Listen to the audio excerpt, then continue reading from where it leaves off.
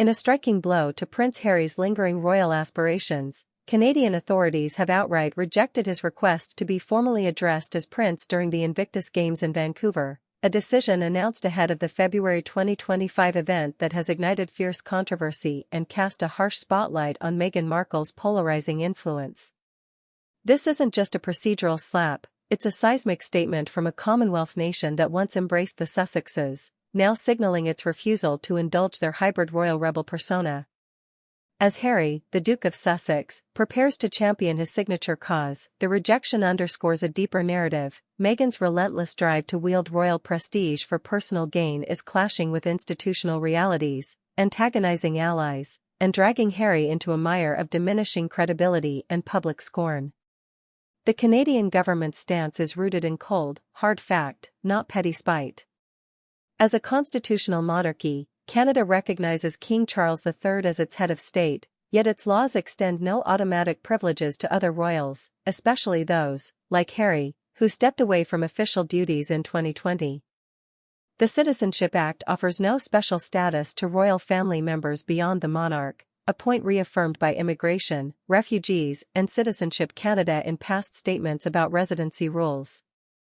When Harry and Meghan fled to Vancouver Island in late 2019, they enjoyed temporary RCMP security, costing taxpayers an estimated $56,000 Canadian dollars monthly, until their non-working status kicked in on March 31, 2020, ending such entitlements. Harry's bid to reclaim his princely title for the Invictus Games, a personal passion he founded in 2014, was thus a bold gambit, one that Canadian officials swiftly quashed, citing protocol and public sentiment. Behind this miscalculation looms Meghan, whose track record suggests she's the architect of this overreach, pushing Harry to cling to royal trappings while rejecting their responsibilities, a move that's left Canada unimpressed and antagonistic.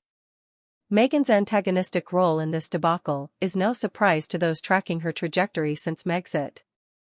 Her 7 years in Toronto filming Suits, where she played the relatable Rachel Zane, once endeared her to Canadians, but that goodwill evaporated when she returned in 2020 with Harry, expecting royal perks without the duty. The couple's brief stint on Vancouver Island was marred by their demand for security funding, which Public Safety Canada nixed after their status changed, reflecting a broader public backlash. A 2020 Angus Reid poll found 68% of Canadians opposed funding their protection, with many viewing Meghan's media-savvy persona, amplified by Netflix deals and Oprah interviews, as a calculated bid to monetize Harry's lineage. Her presence at the Invictus Games promotional events, like the November 2023 Vancouver Canucks game where Harry dropped the puck, has only deepened this perception. Critics argue she's turned a veteran-focused event into a PR platform, antagonizing a nation that values the game's purity over her celebrity agenda. This title rejection amplifies Meghan's pattern of alienating institutions and rewriting Harry's narrative to suit her ambitions. The 2020 exit from royal life, announced via Instagram without consulting Queen Elizabeth II or then Prince Charles, was a Meghan-orchestrated power play, insiders told The Times, leaving Harry to face the fallout alone at the Sandringham summit while she jetted back to Canada. Her influence has since steered him toward revelations like Spare, where his admissions of drug use, cocaine at 17, cannabis in the UK, sparked a US visa probe by the Heritage Foundation in 2023, another self-inflicted wound tied to her push for transparency at any cost. Canada's refusal to grant Harry's title request mirrors this chaos, reflecting a nation fed up with Meghan's attempts to bend rules and maintain a royal facade.